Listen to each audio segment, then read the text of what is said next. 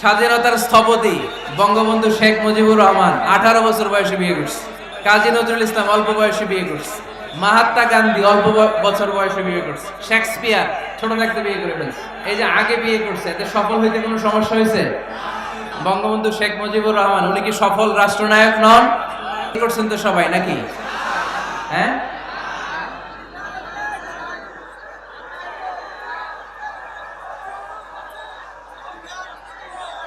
করে নাই? বিয়ে করে নাই কে কে দেখি? হায় হায়, চেয়ারম্যান সাহেব কই? এগুলোর বিয়ে করে দিয়ে এগুলোর আপনার হাতে রেখে গেলাম। এই অবাকাগুলোরে মিলাই দিয়েন। বসেন। এই অবিবাহিতদের দুঃখ জ্বালা কেউ বুঝতে চায় না,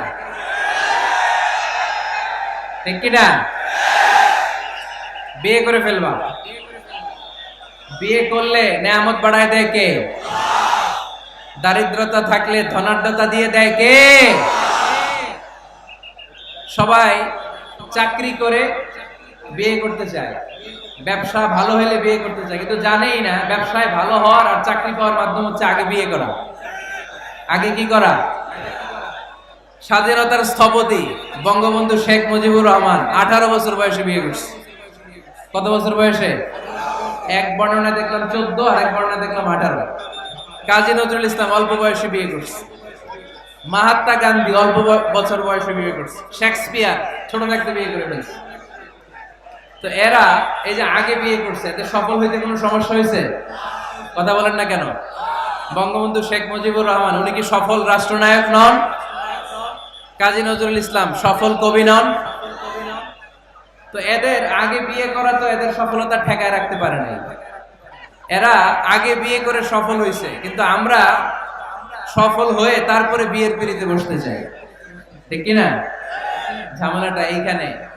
এই জন্য ছেলের বাবা, মেয়ের বাবা, নীলফামারীতে যারা আছেন সবাইকে বলি, ছেলে মেয়ে প্রাপ্ত বয়স্ক যদি হয়, ছেলের জন্য উপযুক্ত মেয়ে পাওয়া গেলে, ভালো মেয়ে পাওয়া গেলে দিনদার, আর মেয়ের জন্য ভালো পাত্র পাওয়া গেলে বিয়ে দিয়ে দিবেন। আর নিকাহ মিন সুন্নতি ফামান রাগিবা আন সুন্নতি ফালাইসা মিন। বিশ্বনবী বলেন, বিয়ে এটা আমার সুন্নাত, আর যে আমার সুন্নাতকে পছন্দ করে না সে আমার উম্মত দাবি করতে পারবে।